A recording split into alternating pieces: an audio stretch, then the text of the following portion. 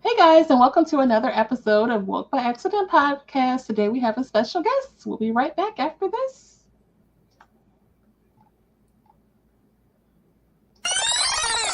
Justice for you and me. Justice for Mike Brown. No, peace. After the death that shook the entire country, I decided to step up as a community activist and create a global podcast, Woke by Accident. Here, I amplify compelling news stories and matters impacting African Americans and their communities. My goal is to give a voice to the voiceless and have the difficult conversations needed to advance relations and matters of race. Tune in to Woke by Accident podcast. I am your host, Jen, and it is streaming on all of your favorite streaming platforms, as well as our website, www.wokebyaccident.net. Thank you for listening and take care.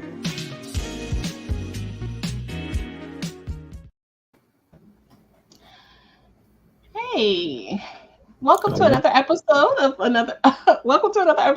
Woke by Accident podcast. Today we have a special guest, Trey Styles, author of Black Boy Arise and host of the podcast BlackManTalk. Trey is back on the show to chop it up with us today. Welcome to the show, Trey, or as they say in Detroit, what up, though? What up, though? thanks for having me back. Yeah, how are you? Yeah, how are you? I've been good. Just taking it one day at a time. Just trying to stay healthy and strong. Great. I've been trying to check out your YouTubes as you post them, and looking forward to a new book that you were supposed to be working on. How's that going? Yeah. It's going. I'm pretty much in the final editing phases of it. I just got to get to my editor, and it should be here in a couple months, I would say. So I'm really proud of it. A lot of things have went on that like kind of slowed the progress of it. I had caught, like the late part of last year. I had caught COVID. In November of last year. And I finished. I actually had finished it like November 1st, which is weird. And I still remember these days. I'll never forget this day because there was a lot of sad things going on. Because I caught COVID at the same place that my grandmother caught it at. And unfortunately, she passed away from it. So that devastated me because that was my grandma was like, besides my mama, was my only constant I've had in my life. Like the people that been there from the root to the fruit. So that took, that had a devastating effect on me for sure. Yeah, sorry to hear about your grandmother. I appreciate that. So, so that slowed down things. My energy wasn't right. Quite naturally. So I couldn't write nothing. I couldn't really do much when hitting the gym, wasn't doing nothing because other than going out to work. But even that was tough. And so that slowed down the progress of the book. And then it was I had a great uncle passed away, and I was close to it. There was a lot of people from the neighborhood died. A lot of them from like COVID, some from asthma. It was just a lot of hurtful things happened in the end of the year that kind of brought the new year with like a heavy heart in a way. So it slowed down a lot of progress. And it takes time. You never really get fully healed from somebody dying that you're real close to. You just learn how to deal with it better. So I just slowed down a whole lot of things because if those things didn't transpire, the book probably be here right now, and I'll probably be showing it on the show right now. But I just slowed down a whole lot of the things. But I'm back and getting things together, and I should be here for a couple months. I would say fall for sure. And you're feeling better? Much better. And I was actually surprised because me and my grandma are super close. I mean, like me and my mom, like my mom. That's so I got so many fond memories of her. And it was just so sudden. I just knew in my mind that I would have. She was an old nurse, of course, but I just knew I would have more years with her. I just knew more time with her, and so it's just weird when they gone. I remember going away from the house that she lived in for a while and going over there. And my cousin was there, and my little cousin was crying. It's like it's weird when we see you because you always was coming here to see grandma and all that shit. And I know it's weird. I said it takes time because I lost my mama's mom when I was 10. So Mhm. I said I know how hard it is for them because when you experience like the first death of somebody that you don't see that happening with, So just being there for them, and so it just I don't know, it just slowed things down for me, and it didn't just trying to live life, and how we adults, we got bills to pay, we got things to do, and all those things. So trying to Mhm. maintain along with coping with that death was, it took a big toll. There was a lot of other people that passed out that I was close to. She's just the one I was closest to. Mhm. It was just it was just a tough time bringing in this new year. It just slowed down everything for me. Yeah, definitely. Difficult to deal with loss, especially in a short period of time, losing two relatives close together like that. Yeah, yeah, Um, it was. and you are the author of Black Boy Arise. I think the first time we had you on, you talked about that. Briefly, tell us about Black Boy Arise for the listeners that may not be aware of that particular book. Okay. Black Boy Rises, my memoir. It was about me growing up in the city of Detroit. It talks about the family dynamics I was born into born into poverty, working class community. I was pretty much exposed to everything that anybody could really be exposed to, and a lot of things I was exposed to wasn't good. Coming up in a family with drug abuse, people who deal drugs, a lot of teen pregnancy, Mhm. a lot of high school dropouts, and not too many role models. And for me, I could have ended up the same way many people in my family ended up, but something just clicked on in me, through depression. I would look for some kind of escape, and I wasn't going to commit suicide. So I wasn't, for various reasons, I was scared to do it. I didn't want to leave my mom, and I was brought to believe you committed suicide as a kid, you would go to hell. So those are three things that kept me here. Other than that, I wouldn't be here. And I found an escape, and I found the great escape. My escape was through reading and getting knowledge of self and understanding why my environment was the way it was, why my people was the way they were, why my family was the way it was. And through that, it made me stronger, just getting more understanding. And I went through a lot of ups and downs, and a lot of things I discussed in that book about my some of the most personal things you can think of that young men go through, and that people that we go through as a people. Period. And for me, Black Boy Rise was the perfect title because I come from I guess you say the trenches. Some people they think of trenches, they don't say oh trenches because I was selling drugs or something like that. No, I come from the trenches too. I just did mine a legal way, which I encourage Right. a lot of black men to do. So I just talk about Mhm. everything I went my time in high school, everything as a young professional, my bouts with women, I had to learn things, I had to unlearn things, and so it's raw. Like if you really want to know some of the things that men go through and young men go through, if you got a son or you got a man, you gonna find it in Black Boy Rise because I'm blunt. I share things that most people say I wouldn't even share. So that's what Black Boy Rise is about. It's just my work I gave to the world. That could live forever. That could possibly encourage some people to know that they can do better despite the circumstances they're born into. Definitely. So I did pull up Black Boy Arise on Amazon, is where people can purchase that. Is that right? Yes. Okay. Okay. So I brought that up, guys. Black Boy Arise. It is available on Amazon, the Kindle version,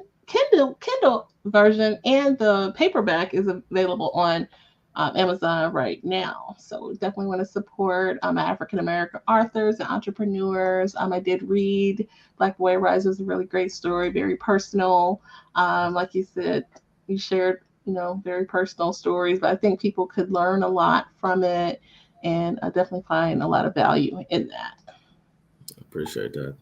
Oh, for sure. And so we have a few topics that we're going to touch on, and Trey has agreed to go over these with me. So the first one was about the update in the Patrick Layola police shooting. We may remember back on April 4th, Patrick Layola, who is a 26-year-old refugee from the Democratic Republic of the Congo, was fatally shot in the back of the head by the officer Christopher Schur in Grand Rapids. So this is actually in your neck of the woods in Detroit. Are you familiar with Grand Rapids? Is that kind of further out? Well, go see Grand Rapids, Detroit. We kind of like in southeast Michigan. Grand Rapids is kind of like West Michigan, so it's a couple Okay. hours away. That's the home of Floyd Mayweather. That's where he's Okay. from. Floyd Mayweather's Okay. from Grand Rapids. So I'm aware of that. But it is a couple hours away. But you know, the same thing going on. It's just a smaller city, but it's the second largest city in Michigan, Grand Rapids. After Oh, Detroit. So what's going on there is no different from what's going on in St. Louis, in my sure. city, in their city. So it's sad, when I read up on and see that he's, the person shot execution style, basically, like in the Yeah. head. I mean, like wow, in the back of the head, like wow. Right. And so it took a while for them to even release the name of the officer, and then they finally released his name. And so now the update is that this officer is being charged with second-degree murder for the fatal shooting of Patrick Layola, and he's been fired. So I guess they have completed their investigation with everything that occurred. I know a lot of people have been kind of sympathetic to this officer because, he did kind of give him chase or, initiate a struggle or what have you. What is your kind of thoughts on that part? Um, I'm well, I mean, it's difficult because it's It is. like the same thing keeps happening. And I will say this. I'll say this with the police brutality thing. It's like Mhm. we can always say what we do when we're in situations. Because I said what I would do in a situation. But I mean, if like you shooting them in the back of the head, I mean, is any? I mean, because I read on they said that did he take the stun gun or something like that? Right, the guy, because it looks like at first it may have been a misunderstanding because he did have a heavy accent. He's like the immigrant, and he got out of because this is a traffic stop. This wasn't like they were, coming to serve a warrant to this guy. It was a traffic stop, but he got out of the car to talk to the officer. He asked for documents, and then I guess he just kind of panicked and he kind of, made a motion as though he was running. And so that sparked the scuffle that is described. And I guess at some point, they're saying he did reach for his taser. So, and then they're, struggling in this exchange. And you're wondering, like, where is this officer's backup to kind of de escalate things? So he didn't have any backup, like, or they hadn't got there yet. But it just seems like, as far as his solutions of what he was grabbing for and struggling with this man, to shoot somebody in the back of the head is not the answer. And I think that's why they had to come with those charges because you can't just shoot somebody in the back of the head. Right, because I mean, shooting the back of the head is like it's like in the way they're retreating. Because like in Michigan, I think I don't know what it's like in Missouri, but like in Michigan, if someone's stealing your car, and even if you're a licensed carrier, you can't shoot them. If I was Oh, coming really? outside, yeah, if I was coming outside and somebody was stealing my car, I can't shoot them. Okay, I think we have the castle doctrine here. Yeah. But it's Mhm. still, yeah, we do have the castle because there's been people that have been shot, breaking in people's house, and they have been excused, so to speak, Yeah, because of that castle doctrine. yeah. So if somebody's like breaking in your car, you can't shoot them. But if it's like a carjacking, then you can shoot them because that's like Okay. considered life threatening. That's like your Yeah. life is in danger. Now, if somebody now also understand if somebody like here is breaking into your house, but like they're in your house and like if you shoot them in the back of the head, it's like they're retreating. So it's a Mm. good chance you can still get in trouble for that. Now it was one strange incident like that happened in Detroit years ago when a guy had broke into somebody's house and the guy chased him and he chased the guy and he shot him. So I know that that's still a little different, but to shoot him Right. in the back of the head, I mean, like I'm thinking like if you shoot in the back of the head, I mean, if you had to shoot him, could you couldn't shoot him in the leg or something, the back of the leg? I mean, which I mean, something like that. I mean, just Right. you get back up. And don't get me wrong, I know some leg wounds can be fatal. You know what I'm saying? That's true. But the likelihood it probably is not as great. But you shoot somebody in the back of the head, that's straight up execution style. It is, and it's horrifying. I don't know if you saw the video, but there's two videos. One actually captures this moment when Mhm. he does that particular action, and it's very gruesome. Like I think his body camera had failed by that point from the struggle or what have you, but Mhm. the guy he was in the car with, I believe, was capturing it, and it's from his vantage point that you can see that part of what happens. And immediately, people were protesting, and the family, and a lot of the activists got involved. I think that's what helped Yeah, create the awareness that this is not right. Even aside from the struggle that he gave him, or the chase, or whatever you want to call it, you can't just, he went too far in this case. So yeah, especially if you're chasing him. I mean, like he's not wanted for murder. I mean, it's not like he was. I mean, was he trying to seriously hurt you, or was he trying to get away? And that's And what he we. wasn't going to get too far anyway, especially with backup on the way. Probably he wasn't getting very far. And that's what I say with like a lot of these cops. It's you just never know. And then how even though he was from the Congo, still black. Yeah, So how we portrayed in the media like animals or like we're just violent. yeah, Black males in particular, a lot of these people don't really have contact with us at all. So they come with they had this in their mind that you're dealing with black men, you're dealing with an animal a lot of times. And they feel like you like so when you deal with them, they already had this mentality that we unruly. So sometimes they go on, you never know what his intentions was when he stopped them anyway. that's true. So yeah, he definitely. Well, I mean, he's facing these charges, so we'll see what the outcome is. But it just seems like a lot of people are sympathetic to the officer, so I don't know if the A lot of charges will. officers, a lot of officers are sympathetic.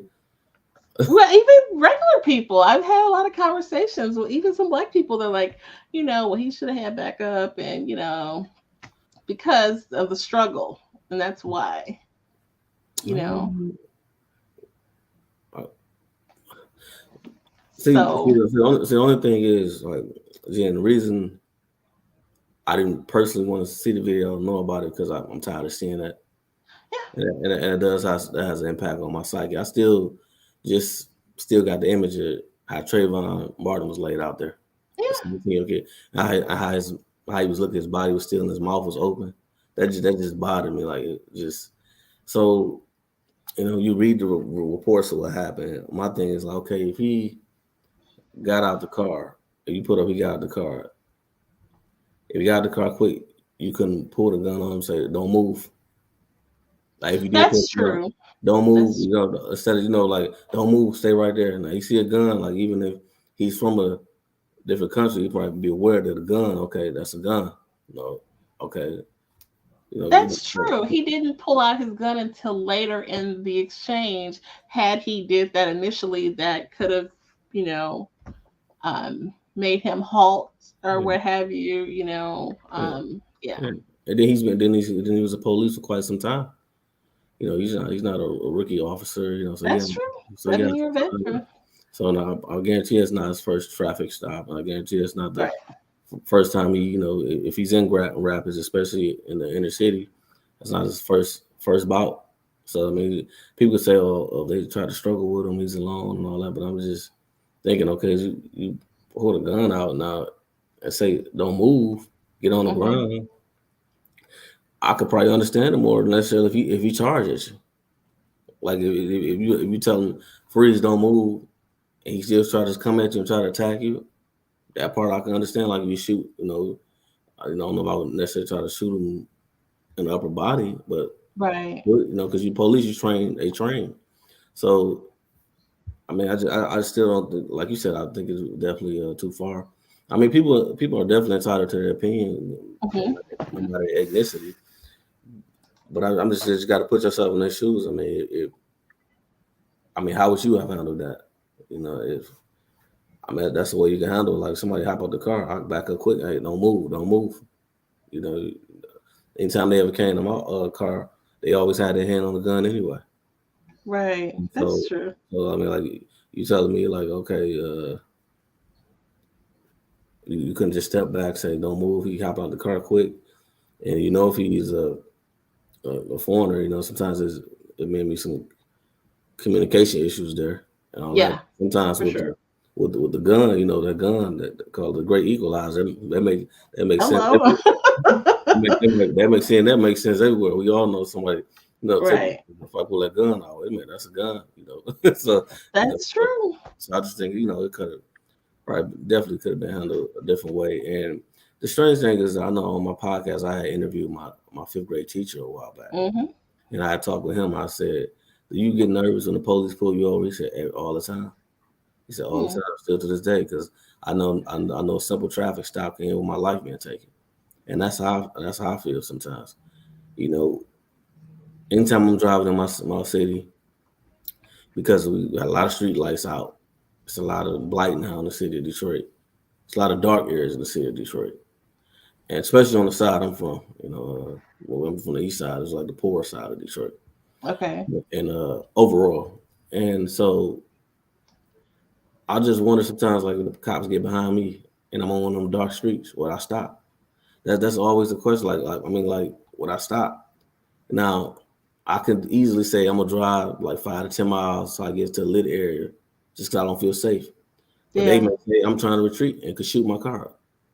You never Mm. know. You never know what could happen. They can say I'm trying to retreat and shoot my car up, and I'm just trying to get it safety so somebody can see me because I don't feel comfortable. And let me tell you something that happened to me. Also, I was in what was I think I was thinking in Beverly Hills, Michigan, I believe. Hmm. It's a suburb of, in the Detroit metropolitan area, and I was driving out there, and I left the urgent care because we do work with the business. I mean, we do work with the healthcare facilities. So I was leaving, and it's something I never do. And I was driving, and I was driving. Didn't know my lights was out. It was nighttime, and Hmm. next thing you know, I'm driving, and uh, a cop car get behind me, and a cop car. I'm like, because I see the cop in front of them. Instincts kick in because the cop car was in front of me, and then I'm noticing like, so I see cut on his the lights. So I'm thinking, okay, he about to go after somebody. Then he pulled to the side like that, and then I see it's just me able to go.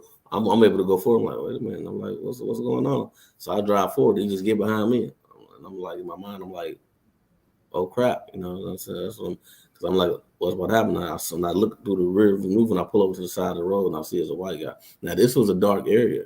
This Okay. was a dark area, but it was in the suburbs. People still was riding by. Now, as soon as I pull over to the side, he hopped out so quick. Okay. As soon as I pull, he just jumped out the car. And, he was walking up real quick, and I'm looking, and I remember I'm a licensed carrier, and I have my gun on the seat right there. And I Okay. kind of like right no, I kind of liked it, but I just kind of like I kind of covered it because that's like my the time was still a little chilly. I covered it with my hoodie. I covered it. It was on the seat right there, so I'm just don't look straight. And he said to me, he's like, "Did you know your lights was out?" Just like that.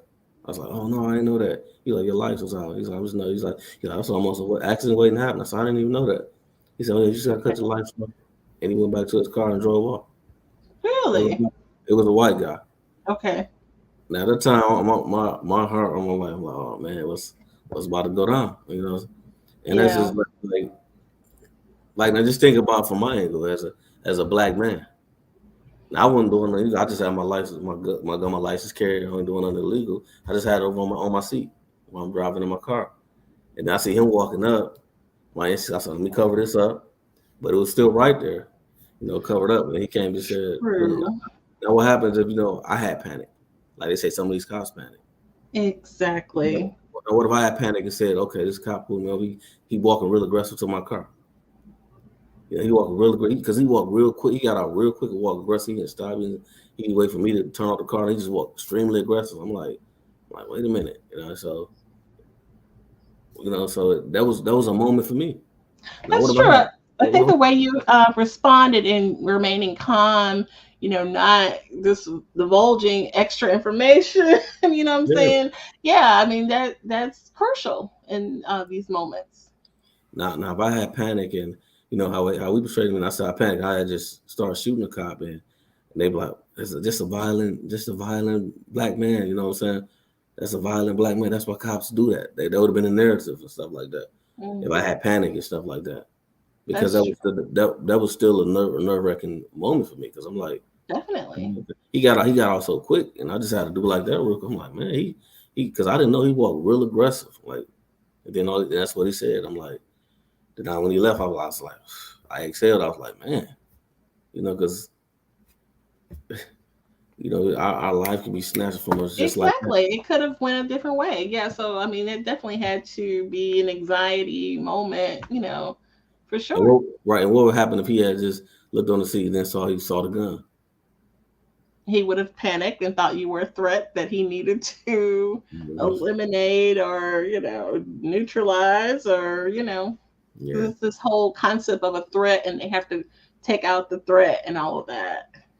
yeah. So And when we don't realize how deep this stuff is, it's just crazy because that could have went any kind of way, like mhm, from his angle and from my angle. And it's just like I'm just thinking like if you a cop, like if you been trained the way you been trained, like when you saw the man was unruly, if he was hopped out the car, boom, pull the gun out immediately and say, hey, I mean, I just stay here. I mean, I don't understand like how you even got your stun gun when you got to wrestle with him. I mean, like you see him, right, just so it's just and don't get me wrong, I ain't saying all cops are bad people. I know some decent cops out here because can't put everybody in the same bag, but right. you can manipulate technology. Trust and believe that. So so you just never know. True, true, true, true. So we'll see. If he's charged with six, but he did get charged with secondary murder. For fatally shooting him in the back of the head. Which it definitely feels like that is justified in the way that this was handled. Next, I want to pivot and acknowledge Juneteenth. Juneteenth was the 19th, but it is observed on the 20th. So happy Juneteenth. But you know what I'm saying? I remember And talking about so this just last year too. I remember last year we we talked about did, it we did, when it first we happened. I did. remember So that's pretty fun. Yep, I even have my Juneteenth T-shirt on. that. But yeah, last year Biden signed and made the federal holiday on June 17, 2021. It is the nation's 12th federal holiday and the first new one since Martin Luther King Day in 1983. And Juneteenth is a celebration of the emancipation of the last slaves in the United States. And just for some historical information, President Abraham Lincoln issued the Emancipation Proclamation in September of 1962, but it took nearly 3 more years before the emancipation was achieved. So that's why we, recall 1865. Um, so 1865, the Union soldiers arrived in Galveston, Texas, to announce the Civil War had ended and that the slaves were freed. That's 1865. Okay, and so they and that's supposed to officially free the slaves in Galveston, Texas, and then I'm trying to sum this up. The end of the war also meant the end of let's see, religious persecution where blacks in some southern or some states like South Carolina being forced to worship in secret, which because all black churches were outlawed, so that occurred also since 1865.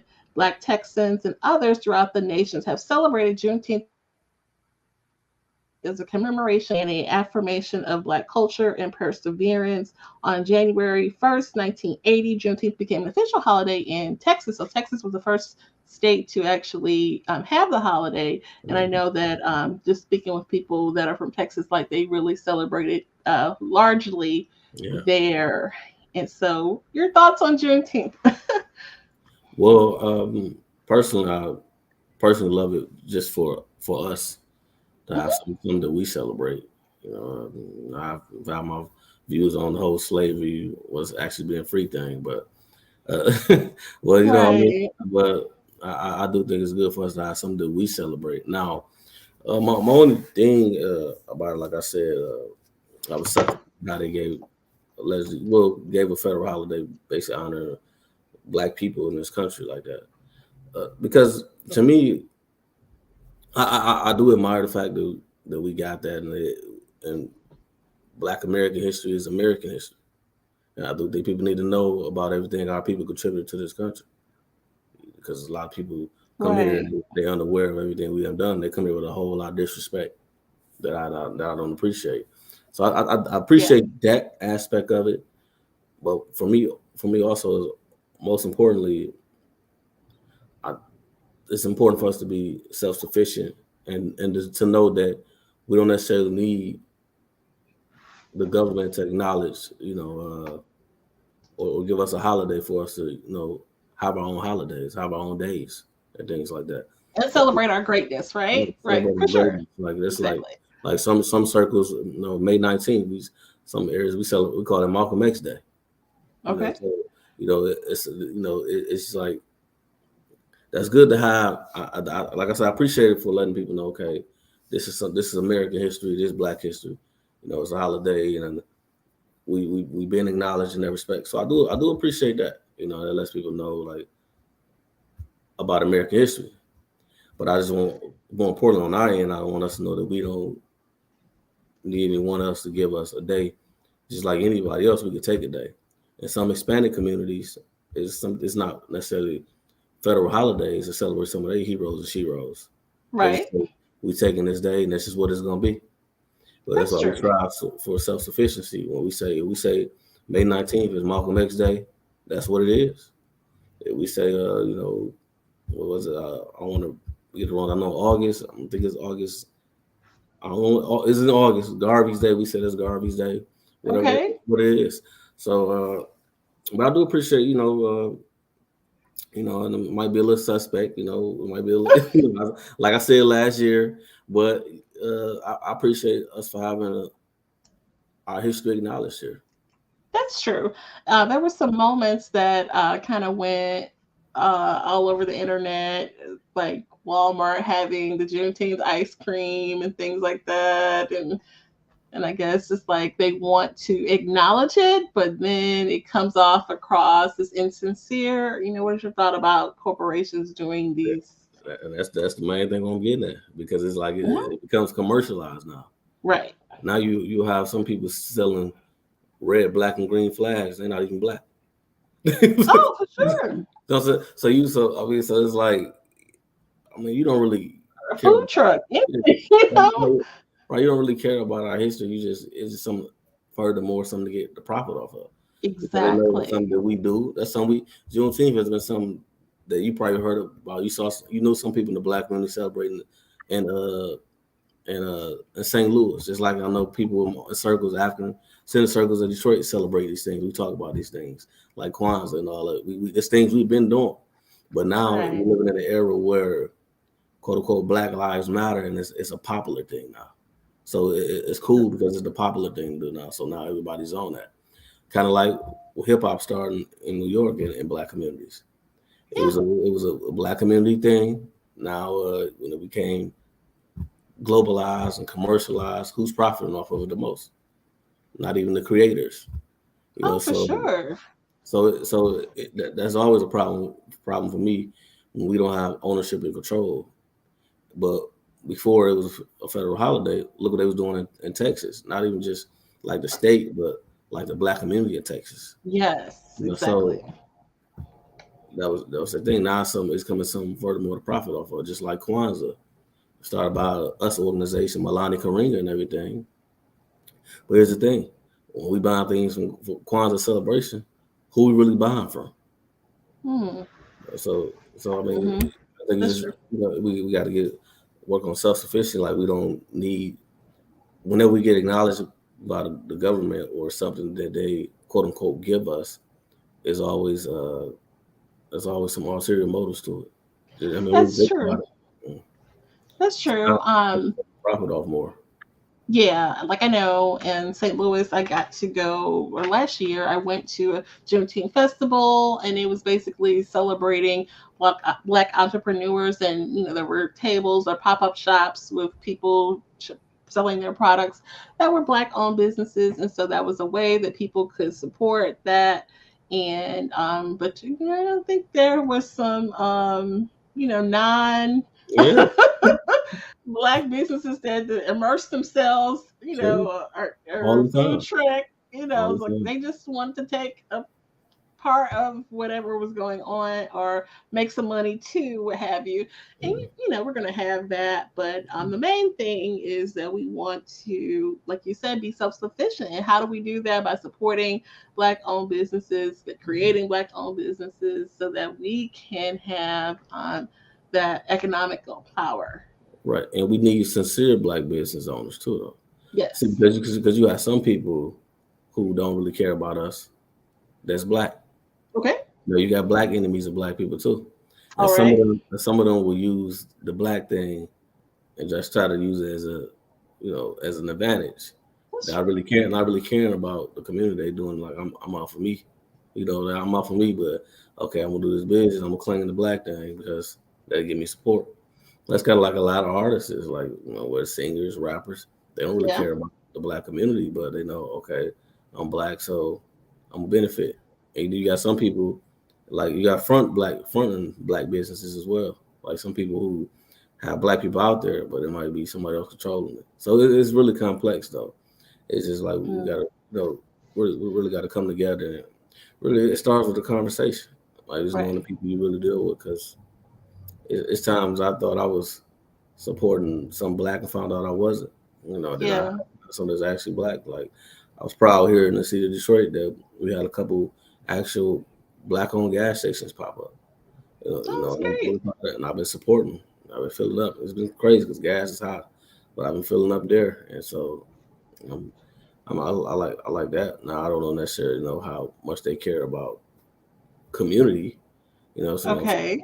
conversation with them, but it's important for us to support each other and come together, though. It is for sure. I love that idea. So I'm glad that you are taking part in your city. So that's awesome. And then you are an entrepreneur, so you understand Yeah, the struggle and plight of that, definitely. not getting the support and that kind of thing. And those kind of festivals, you have done those, right? Yeah, So you but I, understand. but I want to give you kudos, yeah, because you an example of somebody that's the real deal. Like creating a platform for so many of us to come on and tell our story, and then you see support it. Bought my book, which I greatly appreciate, and Oh, read it, and told me it was a nice piece of work, and I really appreciate that. So, whenever you doing something I can help with, I'm here. You got a book coming out, whatever, I'm gonna buy it for sure. You know, okay, I'm gonna tell you the awesome. truth. You said I'm gonna tell you the truth about it it too. here. Like We've I'm got gonna okay. That's what's up. We got you on video and audio saying on that. video. So So I can't fake it. You can expose me. We put it everywhere on social media now. For real. awesome. So, okay, so we'll pivot here as we roll it in. Some questions from the good people at Poddex. So, Okay. Trey, do you what do you think is Yes. not fair in today's society? A lot of things. But what is not fair? Okay, what is not fair? Hmm. Well, it's simple for me. I'm coming from my point of view. Racism. I mean, Okay, that's one of the things that's not fair. The racism. How you know certain groups that the group we come from and how we been cut out of having opportunities. Don't get me wrong. There's some things that we could have done, and some things we didn't take advantage of, but there's a lot of things that we weren't able to do, and we paying catch up. Like when you think about homes and how redline and all those things used to be, and certain loans and opportunities, and so the first thing I would say, in society, it's the racism. It's the main thing. It starts with me, like before anything else. For Because sure. racism is not just about your ethnicity. It's a power thing. It's about groups competing for resources.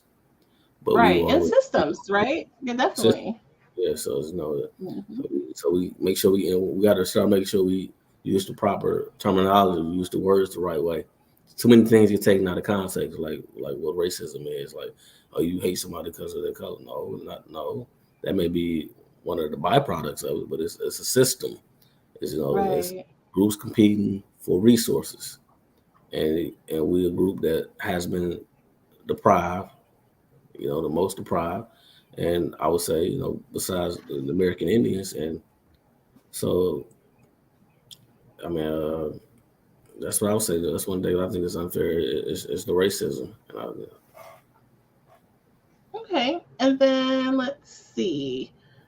I'll do one more for time purposes. Who or what has been the biggest who has or what has made the biggest impression on your life in the last year? The biggest impression on my life in the last year. Well, that's a good question. Who or what has been the biggest? Uh, hmm. I would say therapy. I would Hmm. say therapy. Okay. And I would say therapy because I found therapy. I put myself in therapy. I found therapy to be very, very, very therapeutic, and it let me know a lot about myself. Like there's so much reading, so much growing, and so much trying to get answers to things, communicating with other people, and sometimes you make so many strides, but sometimes you alone can only do so much, and you realize that I got to get some help, and there's nothing wrong with needing help and getting help. That's one of the strongest things you can do. And I just remember, like, God rest his soul, DMX passing last year, and I remember him saying, Mhm. in the hood, he said, like, when you talk about your problems, people look at it as a weakness. He said, but one of the strongest things you can do is talk about your problems.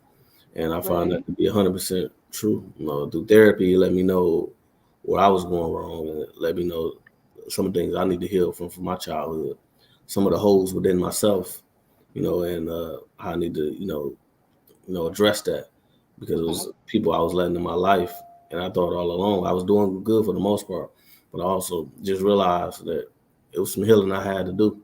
There's some questions I had to look in the mirror and address some things, and last year was, you know, this last year, has taught me a lot about myself, even more on the deeper level. Like you saw, Right. my book was introspective, but I know even more about myself. I know even more about myself when it comes to uh, dating and why I was having the problems I was having in dating. Why Hmm. I realized that, a lot of times I had to realize that I, deep inside of me, I didn't realize that as long as I said I could be alone, I could handle alone, I was, but I realized that it was some holes Hmm. in me, let the wrong type of people in my life.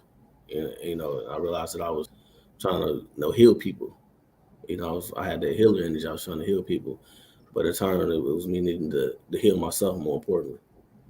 Definitely. And then dealing with the pandemic, Mhm. not only being ill or, just dealing with the isolation and, all of our lives got changed by that. Yeah, so that's a great question, guys. This last year has taught me a lot. I mean, just Hmm. wow, I mean, just going through that and losing my grandma's other relatives, and it's like, and Hmm. then losing another family member on Christmas again, like last Oh, year. So wow. it was just a lot, but for me, it was just that therapy has been the main thing, and also what the beautiful thing about it is I had to dig deeper and question Hmm. myself, like, what do I really want? Like, why you run into these people. Like you know you're a really good person, but Mhm. you sometimes when you're a good person, you get used. You attract people that just come to take. Right. Your intention is just honest, but they just coming to take advantage of you. They may look at your empathy as a weakness. And I Mm, learned through therapy. I said my greatest strength is my empathy, and my greatest weakness is my empathy. okay. So learning how to manage that and Balance, deal set and up boundaries and things like mhm. that. Oh, boundaries. You, That's the word right there. you had to, Definitely. I definitely had to learn that because I would say it's weird. I would say like some ways I say my old self was my best self. When I was Mhm. like 25 when I would oh, if somebody made me no good, I could cut them off. My mother would say, like, baby, you cut people off so quick. You don't give people a chance. I said, but when you know yourself, you know when somebody ain't right or something ain't right. And then I started to say, okay, maybe I do. Maybe I need to open up a little bit more. And that's when I started attracting the wrong kind of people. The wrong Right. people who me know well. Like, this ain't no me putting down on nothing on women. I'm a heterosexual man, so I date women. So Yeah. a woman, you date men. So your view is gonna be on the opposite sex you're dealing with. So it's just me. I realized that what I was dealing with, and it was me needing to really heal myself, and Mhm. subconsciously, even though I didn't think it was me wanting to be wanted and Yeah. me wanting to be appreciated. And when you never had, when I said brothers like me, like when I said we, as I talk about in my book, we go unappreciated so many times. Never to have a sister come and rub your back and say she's proud of you and be sincere. To Mhm. have a sister say you're handsome and be sincere. And say she loves you and be sincere, and that she want to be there for you and that you're a good man. That feel good to have that. And I realized that you know I wanted that, and I realized that was a weakness to some women who didn't mean well. I really and it's deep, Jan, when they portray like they was something that they wasn't. And I Right. didn't realize what it was until what it was done. And that's like the worst feeling. Like you don't realize you got done up. You didn't got done up until it's done. You're like, damn, like what the hell just happened to me? Oh wow. But Okay. therapy is like Yeah. therapy is, I would say, therapy that has helped me tremendously, and I'm grateful for that, and I recommend it for anyone, especially us as Black people in America. We need to talk to Definitely. somebody. We really do. I love to hear you say that. That's awesome. Yeah. And then remind us again how people can find your book and your podcast. We didn't even talk about your podcast, so tell us about where we can find that. Well, you can find my podcast on YouTube. Is Black Man Talk, one word, Black Man Talk. You can find my podcast there. Um, you can find it on other streaming platforms like Spotify and things like that as well. And Black Man Talk is simple. It's one word. It's just black men talking. Like black men don't talk. We don't talk about our problems. We don't talk about heartbreak. We don't talk about the pain we go through. Why? Because we hard and we conditioned to be hard. To talk about pain is to be weak. To say you shed tears is to say you weak. That's how we view it as. We view it as weak. So a lot of us are conditioned to be hardcore. Well, me, I know the most human thing you can do is to love. The most human thing you can do is to feel. And that's what Black Man Talk is about. Is me talking Mhm. about everything that black men go through, the pain, the heartbreak, the betrayal, the lies, the boss of women, the boss of your friends, your family, our dads, our mothers. Everything you think of, you can find on Black Man Talk, and I'm pretty much open about anything on there. So Mhm. that's Yeah, what that's what. I've checked it out several times, and you do really share, personally. So I recommend people to check out Black Man Talk. And you've had some conversations, but sometimes it's just you sharing. So it's awesome that you can do that on your platform. Appreciate it. Thank you very much. Definitely. Anything else to share? Well, uh, as Jen told you, we talked earlier about I have a new book that'll be coming out. I said in a Mhm. few months, probably about around fall. It'll be Okay. out then. Uh, the thing is that book, without giving away too much, I think it's going to be very, very relevant But Okay. a lot of things we talked about, a lot of things we talked about before we went on the air, just going on in the community. There's Yeah. a lot of things. I think it's going to be important for, especially a lot of men, to check that book out and to see how you deal with certain situations, and you know that you're able to come through no matter what happens. Like you don't have to hurt nobody, you don't have to harm nobody. Right. Like what they do to you, you can you can move forward. And you know, and the best form of success is the best form of revenge is success, and to Mm, live your best life. You know, 'cause, definitely. you know, I mean, a lot of times I did a podcast recently on don't wait for them to suffer, and I think that's so important. Like sometimes we wait for the people that did us wrong or wrong us to suffer, and the thing is, the only way you're gonna know they suffer is if you're still in their life. But if they're in a part of your life, you don't know if they suffer or not. Exactly. And they might have suffered, and they might still be suffering. But if you see them putting up things anywhere or social media, wherever it might be, they're only gonna put their best things up out there. You know, so they could be that could be Right. a facade, that could be fake, but you can't wait for nobody to suffer. You just gotta, sit with your pain, deal with it, and move forward. And this book on release is gonna be talking about a whole lot of things like that. It's a novel, and I'm working really hard on it. And like I said, anything I do, I put my best foot forward and put my soul in it. And I think you'll enjoy it. I think you'll enjoy it. You had a cool title. Are you not sharing that? Gritty. That's the name of Gritty. I love. it. Yeah. Yeah, that's the name of it. That It's sounds gritty. awesome. Okay. When you were talking about, someone that you're trying to stick around and see if I understand that. Because you're human, like you, and Hmm. you know the most painful thing in the world, and that's why I say, men, we human too. We got feelings too. You know the most hurtful thing in the world is when I had to learn this, like even dealing with my father is like the most hurtful thing in the world is when somebody do you wrong or wrong you, and you waiting for them to suffer, and they don't even give a damn Hmm. about what they did to you. See, You know, that'll make you might want to do something to really hurt them. You know what I'm saying? Because right. you want them, you know they're wrong, and they probably know they're wrong, and they don't care about being wrong. And then you That's like right.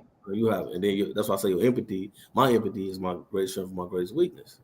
Because you be like, man, I want to hurt somebody. I want to do this, or y'all, I want to see them in pain. You be bitter. You like, okay, I wish I could see them fall somewhere and hurt themselves, and I get the chance to laugh at them or say, or they need some help with something. And I'm like, I can't help you with nothing. Or say, get the f out my face. But that's you being bitter, and that's you waiting for somebody to suffer instead of just saying like, they probably get there sooner or later. And And even if it they do, doesn't serve you to do that, right? it doesn't, because I mean, Hello. what good is that gonna do? What good is that gonna do for you? Because the only way sometimes you can really hurt somebody is like actually hurt them physically. Like when you hurt them physically, sometimes what you're doing is you gonna hurt yourself because you end up going to prison, or something like that, or you put your family's life in danger, and somebody hurts somebody you love. So it's like instead of sometimes you just got to charge things to the game, no matter if it's a relationship, like a romantic, or it was your sister, your brother, your cousins. You just gotta pour that long handle spoon out of pour that long handle spoon out on them and keep it moving, because I mean, to me, that's the only way you can really get peace is to get peace within. Because even if you hurt somebody, you still got to deal with that trauma. You still got to deal with that trauma. You still got to deal, yeah, unless you commit suicide. And then when you commit True. suicide, just think about, you you probably feeling a certain way for a couple months or a couple weeks. You might not even feel like that after that. You might not even care about what happened or what a person done to you after that. That's you done denied yourself a chance of having a great life and helping so many people. So it's just like we gotta, teach us to value ourselves, because we could talk about what it's not worth doing to somebody, but until people really love themselves and value themselves, it ain't gonna matter. People gonna continue to do this. Men gonna continue to hurt these women if they don't want them. Women gonna continue to hurt these men if they don't want them, and that's not gonna change. But until we get some self love and really love ourselves deeply and know that it's more to life than, just that one woman, that one man, or or just having certain people in your life, you still can have a life after that. Then that's how you can move forward. But until we understand that this stuff is not going to stop. I mean, it's only going to get worse because it's getting, to me, the world getting colder. And we getting colder in our community and less feeling. You know, and I know I'm going on. I don't mean to be going on like this, but I just want to say this. No. I just want to say this because I work with youth, and I remember asking them a question. I said, "Well, little baby walked across the street and got hit by a car. How would you feel?" I just recently asked these youth, and they was like, most of them said like, oh, I was like, damn, that's messed up. But then I go back doing what I'm doing because it ain't my people. And some of them said I wouldn't care. And I was like, wow, man. I was like, Wow. if I see a little baby get hit across the street, that's gonna mess up my whole day. You know what I'm saying? That's gonna be a whole Totally. that's gonna mess up my whole day. And it's weird because we dealing with people like that. You know, how do you deal with people that's like that? You know, so Right. sometimes the only way to deal with people like that is not to deal with people that's like that. And when they becoming more and more common, what can you do? You know, I mean, like, to me, it's just losing that decency. But this Right. this book I'm releasing is gonna tie in a lot of those things, and I love to be back on and talk about that because I think it's so important to our community. For sure. So, you know, I probably gave idea of what's gonna be some of the things a little bit because I know you're smart, and that's good. But you know, without saying too much, that's what it's gonna be. You know, centered around. Though. Okay. That sounds really interesting. And we definitely will have you back on. So you'll be hearing me harassing you to come back on. Uh, Yeah, I always enjoy your show, so you know, it's always a pleasure to come on. So Great. the show is dope. Thank you. I appreciate that. Okay, guys. So we'll have the link posted for the Black Men Talk podcast on YouTube, which is really dope. You also can check it out on Spotify. And also, we also have the book, Black Boy Arise, which is on Amazon. Check that out, guys. Teachers, looking for a book for, male students in the class. It's just really a good coming of age type of story to share with young people coming up. And we just appreciate Trey being on. Thanks for having me. All right, for sure. So we thank you guys for listening and take care. Got our outro.